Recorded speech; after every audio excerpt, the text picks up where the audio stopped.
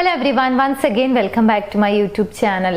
ഇന്നത്തെ വീഡിയോയിലൂടെ നിങ്ങളുമായി ഷെയർ ചെയ്യാൻ പോകുന്നത് ഒരു റിലേഷൻഷിപ്പിൽ ചില ആളുകളെങ്കിലും ഫേസ് ചെയ്യുന്ന വളരെ ബുദ്ധിമുട്ടുള്ള ഒരു കാര്യമാണ് ഇൻസെക്യൂരിറ്റി. എപ്പോഴും ഒരു ഇൻസെക്യൂർ ഫീലാണ് റിലേഷൻഷിപ്പിൽ നിൽക്കുമ്പോൾ കിട്ടുന്നത് എന്നുണ്ടെങ്കിൽ ആ റിലേഷൻഷിപ്പ് ഹെൽത്തിയായി മുന്നോട്ട് കൊണ്ടുപോകുക എന്ന് പറയുന്നത് ഒരു ബുദ്ധിമുട്ടുള്ള ഒരു കാര്യമാണ്.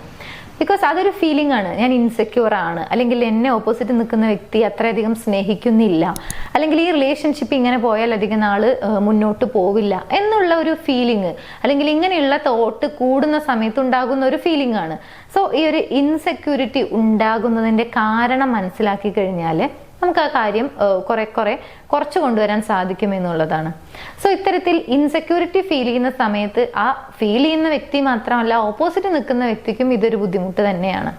സോ ഇതിന്റെ റീസൺ എന്താണ് എന്നുള്ളത് മനസ്സിലാക്കിയാൽ അത് നമുക്ക് പരിഹരിക്കാവുന്നതാണ്. സോ എന്താണ് ഇങ്ങനെ റിലേഷൻഷിപ്പിൽ ഇൻസെക്യൂരിറ്റി ഉണ്ടാകുന്നതിന്റെ റീസൺ എന്നുള്ളത് നോക്കാം. ഒന്നാമത്തെ ഏറ്റവും പ്രധാനപ്പെട്ട ഒരു റീസൺ ആണ് പാസ്റ്റ് ട്രോമ.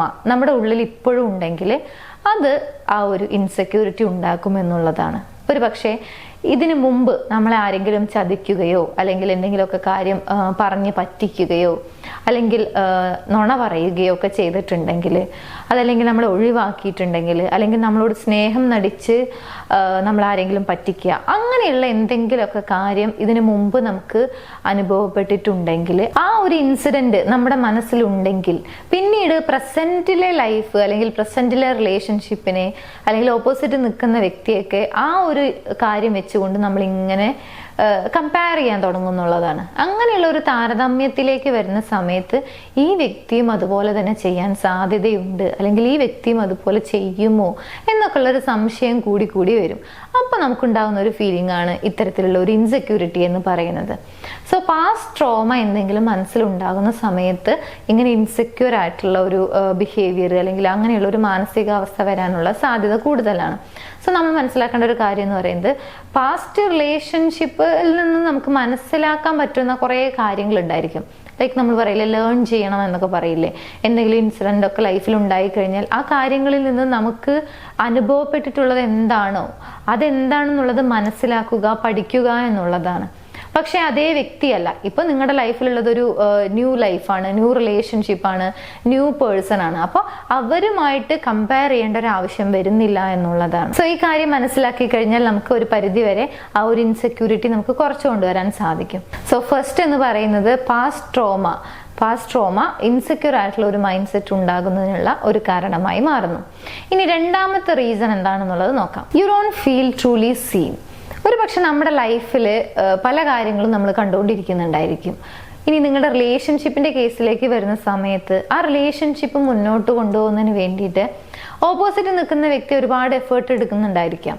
ഒരുപക്ഷെ നിങ്ങളോട് ഇഷ്ടമാണ്, അല്ലെങ്കിൽ ആ റിലേഷൻഷിപ്പ് വളരെയധികം സെക്യൂർ ആണ്, അല്ലെങ്കിൽ ആ റിലേഷൻഷിപ്പിന് ഒരുപാട് അതിനൊരു കോൺസ്റ്റന്റ് ആയിട്ടുള്ള ഒരു സ്റ്റെബിലിറ്റി ഉണ്ട്, അല്ലെങ്കിൽ ആ ഒരു റിലേഷൻഷിപ്പ് നിലനിൽക്കും എന്നൊക്കെ കണ്ടിന്യൂസ് ആയി നിങ്ങളോട് ഒരുപക്ഷെ വേർഡ്സിലൂടെ പറയുന്നുണ്ടായിരിക്കാം, അവരുടെ വാക്കുകളിലൂടെയും പ്രവൃത്തികളിലൂടെയും ഒക്കെ എക്സ്പ്രസ് ചെയ്യുന്നുണ്ടായിരിക്കാം.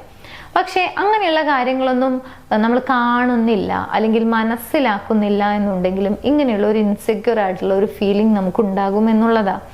സോ നമ്മുടെ കൺമുമ്പിൽ നടക്കുന്ന കാര്യങ്ങളൊന്നും കൃത്യമായി നമ്മൾ മനസ്സിലാക്കാൻ ശ്രമിക്കുന്നില്ല അല്ലെങ്കിൽ കാണുന്നില്ല എന്നുണ്ടെങ്കിലും ഇങ്ങനെയുള്ള ഒരു ഇൻസെക്യൂർ ആയിട്ടുള്ള ഒരു സ്വഭാവം അല്ലെങ്കിൽ അങ്ങനെയുള്ള ഒരു മൈൻഡ് സെറ്റ് വരാനുള്ള ഒരു റീസൺ ആയിട്ട് ഇത് മാറും എന്നുള്ളതാണ്. ഇനി മൂന്നാമത്തെ ഒരു പ്രധാനപ്പെട്ട റീസൺ ആണ്, നിങ്ങൾ ഏറ്റവും കൂടുതൽ ഗിവ് ചെയ്യുകയാണെന്ന് വിചാരിക്കുക. ആ റിലേഷൻഷിപ്പ് മുന്നോട്ട് കൊണ്ടുപോകുന്നതിൽ അല്ലെങ്കിൽ ആ ഒരു റിലേഷൻഷിപ്പിന്റെ ഗ്രോത്തിന് ആവശ്യമുള്ള എല്ലാ കാര്യങ്ങളും നിങ്ങൾ കൂടുതലായിട്ട് ഓവർ ഷെയർ ചെയ്യുന്നുണ്ടെങ്കിൽ, അല്ലെങ്കിൽ നിങ്ങളെ സംബന്ധിച്ചിടത്തോളം തോന്നുന്നത് ഞാനാണ് ഏറ്റവും കൂടുതൽ എഫേർട്ട് എടുക്കുന്നത്, അല്ലെങ്കിൽ ഞാനാണ് ഏറ്റവും കൂടുതൽ ടൈം സ്പെൻഡ് ചെയ്യുന്നത്, ഞാനാണ് ഏറ്റവും കൂടുതൽ സ്നേഹിക്കുന്നത്, എനിക്ക് ഈ പറഞ്ഞ കാര്യങ്ങളൊന്നും തിരിച്ച് റിസീവ് ചെയ്യാൻ സാധിക്കുന്നില്ല അല്ലെങ്കിൽ തിരിച്ച് കിട്ടുന്നില്ല എന്ന രീതിയിൽ നിങ്ങൾ തിങ്ക് ചെയ്യുന്നുണ്ടെങ്കിൽ അതും ആ ഒരു ഇൻസെക്യൂർ ആയിട്ടുള്ള ഒരു മൈൻഡ് സെറ്റ് അല്ലെങ്കിൽ അങ്ങനെയുള്ള ഒരു തോട്ടിലേക്ക് ലീഡ് ചെയ്യും എന്നുള്ളതാണ്. സോ ഓവർ ഷെയർ ചെയ്യുന്നുണ്ട്, എനിക്കതൊന്നും തിരിച്ച് കിട്ടുന്നില്ല എന്ന രീതിയിൽ തിങ്ക് ചെയ്യാൻ തുടങ്ങിക്കഴിഞ്ഞാലും ഈ ഒരു ഇൻസെക്യൂരിറ്റി വരാനുള്ള ചാൻസ് വളരെയധികം കൂടുതലാണ്. ഇനി നാലാമത്തേതും ഏറ്റവും പ്രധാനപ്പെട്ട ഒരു റീസൺ ആണ്, ഓപ്പൺ ആയിട്ട് അല്ലെങ്കിൽ വളരെ ഹോണസ്റ്റ് ആയിട്ട് നിങ്ങൾ കമ്മ്യൂണിക്കേറ്റ് ചെയ്യുന്നില്ല, അല്ലെങ്കിൽ പരസ്പരം തുറന്ന് സംസാരിക്കുന്നില്ല എന്നുണ്ടെങ്കിൽ തീർച്ചയായിട്ടും അങ്ങനെയുള്ള ഒരു ഇൻസെക്യൂരിറ്റി ഫീൽ വരും എന്നുള്ളതാണ്. കാരണം ഈ ഒരു ഫീലിംഗ് ഓൾറെഡി വന്നു കഴിഞ്ഞ ആളെ സംബന്ധിച്ചിടത്തോളം അവർക്ക് ആ ഒരു ഉറപ്പ് അല്ലെങ്കിൽ ആ റിലേഷൻഷിപ്പ് സ്ട്രോങ് ആണ്, ഓപ്പോസിറ്റ് നിൽക്കുന്ന വ്യക്തി സ്നേഹിക്കുന്നുണ്ട് എന്നുള്ളതൊക്കെ പറയേണ്ട വരുന്ന ഒരു അവസ്ഥയുണ്ട്. അല്ലെങ്കിൽ ഇടയ്ക്കിടയ്ക്ക് അവർക്ക് ആ ഒരു ഉറപ്പ് കൊടുക്കണം എന്നുള്ളതാണ്. സോ അവർക്ക് എന്താണ് ഫീൽ ചെയ്യുന്നത്, അല്ലെങ്കിൽ അവരെങ്ങനെയാണ് ആ റിലേഷൻഷിപ്പിനെ കാണുന്നത് എന്ന് പറയുന്നത് പോലെ ഇമ്പോർട്ടൻ്റ് ആണ് നിങ്ങളും ആ റിലേഷൻഷിപ്പിനെ എങ്ങനെയാണ് കാണുന്നത്, അല്ലെങ്കിൽ നിങ്ങൾക്ക് എന്താണ് അനുഭവപ്പെടുന്നത്. ഇങ്ങനെ സത്യസന്ധമായിട്ടുള്ള അല്ലെങ്കിൽ വളരെ ഓപ്പൺ ആയിട്ടുള്ള ഒരു കമ്മ്യൂണിക്കേഷൻ നടക്കുന്നില്ല എന്നുണ്ടെങ്കിലും ഇത്തരത്തിലുള്ള ഒരു ഇൻസെക്യൂരിറ്റി വരാനുള്ള സാധ്യത കൂടുതലാണ്. ഈ 4 കാര്യങ്ങളും ഒരു റിലേഷൻഷിപ്പിൽ നിൽക്കുന്ന സമയത്ത് ഇൻസെക്യൂർ ആണ് എന്ന് നിങ്ങളോട് ആരെങ്കിലും പറയുന്നുണ്ടെങ്കിൽ ഇതിലേതെങ്കിലും ഒരു റീസൺ അല്ലെങ്കിൽ ഏതെങ്കിലും കാര്യം അവിടെ ഉണ്ടോ എന്നുള്ളത് ചെക്ക് ചെയ്യുക. ഉണ്ട് എന്നുണ്ടെങ്കിൽ അതായിരിക്കാം അതിൻ്റെ റീസൺ. അപ്പം അതിൽ തന്നെ ഉണ്ട് അതിൻ്റെ ഒരു സൊല്യൂഷൻ എന്ന് പറയുന്നത്. സോ ഓപ്പൺ ആയിട്ട് കമ്മ്യൂണിക്കേറ്റ് ചെയ്യുന്നില്ലെങ്കിൽ കമ്മ്യൂണിക്കേറ്റ് ചെയ്യാൻ വേണ്ടി ശ്രമിക്കുക. നിങ്ങൾക്ക് എന്താണോ തോന്നുന്നത്, നിങ്ങൾ അവരെ സ്നേഹിക്കുന്നുണ്ട് അല്ലെങ്കിൽ ആ ഒരു റിലേഷൻഷിപ്പ് സ്ട്രോങ് ആണ് എന്നുള്ളത് അവരെ പറഞ്ഞ് മനസ്സിലാക്കി കൊടുക്കുക, അല്ലെങ്കിൽ അവർക്ക് ആ ഒരു ഉറപ്പ് കൊടുക്കുക എന്നുള്ളതാണ്. അവരെ അപ്രീഷിയേറ്റ് ചെയ്യുക, അവരെ അഡ്മയർ ചെയ്യുക.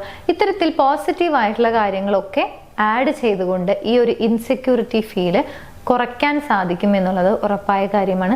സോ റിലേഷൻഷിപ്പിൽ നിങ്ങൾ സ്നേഹിക്കുന്ന വ്യക്തിക്കോ അല്ലെങ്കിൽ നിങ്ങളുടെ ലൈഫ് പാർട്ട്ണർക്കോ അങ്ങനെ ഒരു ഇൻസെക്യൂരിറ്റി ഫീൽ ചെയ്യുന്നുണ്ട്, അല്ലെങ്കിൽ വളരെ ഇൻസെക്യൂർ ആയിട്ടാണ് അവർ ബിഹേവ് ചെയ്യുന്നത് എന്നുണ്ടെങ്കിൽ ഈ പറഞ്ഞ റീസൺസ് അതിന് പുറകിൽ ഉണ്ടാക്കാൻ സാധ്യതയുണ്ട്. ചെക്ക് ചെയ്ത് നോക്കുക. കൂടാതെ നിങ്ങളുടെ റിലേഷൻഷിപ്പിൽ ഇതുപോലെ നിങ്ങൾ ഏതെങ്കിലും രീതിയിലുള്ള റിലേഷൻഷിപ്പ് ഇഷ്യൂസ് ഫേസ് ചെയ്യുന്നുണ്ടെങ്കിൽ അതിനൊരു പ്രോപ്പർ ഗൈഡൻസ് കിട്ടിയാൽ ആ റിലേഷൻഷിപ്പ് ഇഷ്യൂ സോൾവ് ആക്കാൻ സാധിക്കുമെന്ന് നിങ്ങൾക്ക് തോന്നുന്നുണ്ടെങ്കിൽ അതിന് സപ്പോർട്ടിന് വേണ്ടി മുകളിൽ കാണുന്ന നമ്പറിലേക്ക് കോൺടാക്ട് ചെയ്യാവുന്നതാണ്. ഞങ്ങളുടെ ടീം നിങ്ങളെ ഹെൽപ്പ് ചെയ്യുന്നതാണ് ആ ഒരു റിലേഷൻഷിപ്പ് ഇഷ്യൂ സോൾവ് ചെയ്യുന്നതിന് വേണ്ടിയിട്ട്. എനിവേസ് ഈ വീഡിയോ നിങ്ങൾക്ക് യൂസ്ഫുൾ ആണെന്ന് വിചാരിക്കുന്നത്. യൂസ്ഫുൾ ആണെങ്കിൽ മറ്റുള്ള ആളുകളിലേക്ക് ഷെയർ ചെയ്യാൻ മറക്കരുത്. എൻ്റെ യൂട്യൂബ് ചാനൽ നിങ്ങൾ ആദ്യമായാണ് കാണുന്നത് എന്നുണ്ടെങ്കിൽ പുതിയ വീഡിയോസ് കാണാൻ താല്പര്യമുണ്ടെങ്കിൽ ചാനൽ സബ്സ്ക്രൈബ് ചെയ്യാനും മറക്കരുത്. മറ്റൊരു വീഡിയോയിൽ കാണാം. താങ്ക്